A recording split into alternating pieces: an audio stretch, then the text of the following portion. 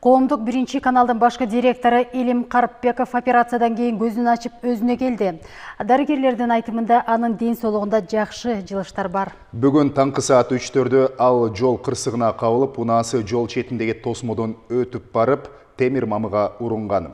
Илим Карыпбеков кырсыктан улам көп кан жоготкондуктан дарыгерлер алгач анын абалы тууралуу так кесе жооп айтуудан дагы тайсалдап турушкан. Кененирээк кабарчыбыз Самат Асипов айтып берет. Бул кадрлар саналуу убакыттын ичинде бардык Кыргызстанга тарады. Бишкек шаарынын Алы Токонбаев көчөсү, түнкү саат 3. Ак түстөгү Range Rover унаасы анча чоң эмес ылдамдыкта келатып, кокусунан жол четиндеги тосмодон өтүп барып, темир мамыга урунган. Бир нече секундтан кийин эле унаанын жанына адамдар келе баштады. Алар алгачкы тез жардамды көрсөтүүгө аракет кылышты.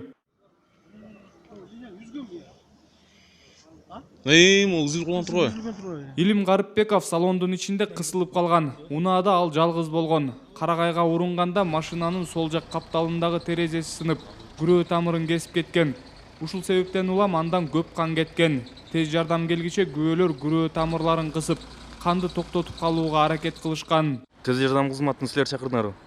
Жок, мен тез жардам берип аттым да. Бут жагынан аортасы кетиптир. Кан фонтан болуп агып атыптыр, ошону кармап кровотечение токтотконго аракет кылып ушундай кылдык. Башкы директор ооруканага өтө оор абалда түшкөн. Жолдо дарыгерлер анын жүрөгү токтоп, кыска убакытка клиникалык өлүм болгонун айтышат. Карыпбековго дароо реанимациялык процедураларды жасашкан. Ооруканага келери менен эле операцияга алып киришкен. Күрөө тамырларынан сырткары ички органдары да жабыркаптыр. Давлениясы жок, жана пульсация деп коет, кан тамырларын сокпой келген. Агональный состояние деп коет, ошондой абалда, тоор абалда келди. Биз карасак, ушул оң жанагындай паховый область деп коет. Жамбаш сан жиликтин могундун тушунда чоң рана бар экен, жарат. Ошол жерден аябай кан көп кеткен экен да. 3 литр кан кетип калганы бул өтө эле көп. Негизи чоң кишиге 5-5,5 литр кан айланат. Унаанын ичи канга боелгон. Укук коргоо органдары ага карабай жеринде бардык тиешелүү документтерди толтурушту. КТРде неме, жумушу КТРде экен.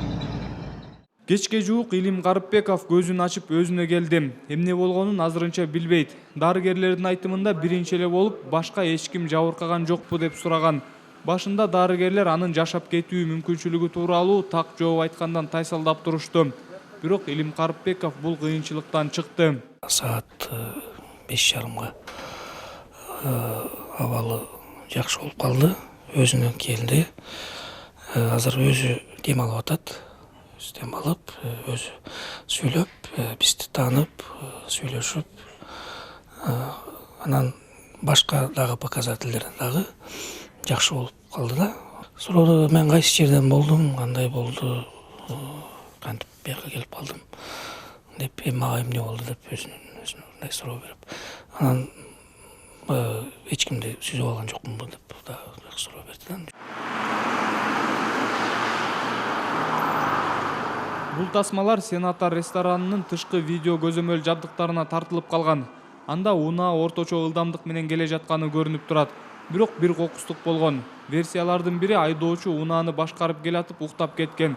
Анткени жол кырсыгы түнкү саат 3-тө болуп жатат.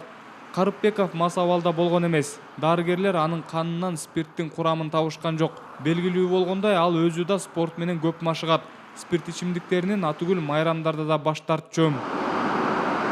Милиция иликтөө иштерин баштады. Учурда күбөлөр суралууда. Тиешелүү видео тасмалар алынып жатат. Карыпбековдун унаасы патрулдук милициянын унаа токтотуучу жайына жеткирилди. Тетиктеринин көпчүлүгү эле бүтүн көрүнөт. Анткени менен акыркы сөздө адистер айтышат. Негизгиси бардык версиялардын үстүнөн тыкыр иликтөө жүргүзүп чыгуу керек. Илим Карыпбековдун достору, санаалаштары, алган эмес жанын жай алдырбаган катуу сынчылары да ага азыр чын ден соолук каалап, сакайып кетишин тилеп жатышат. Эң башкысы коркунучтуу ирмемдер артта калды. Ал өзүнө келди. Жакын арада кайра жумуш ордуна кайтып келет деп ишенели. Самат Асипов, Бактурсун Дүйшөнбеков, Коомдук биринчи канал.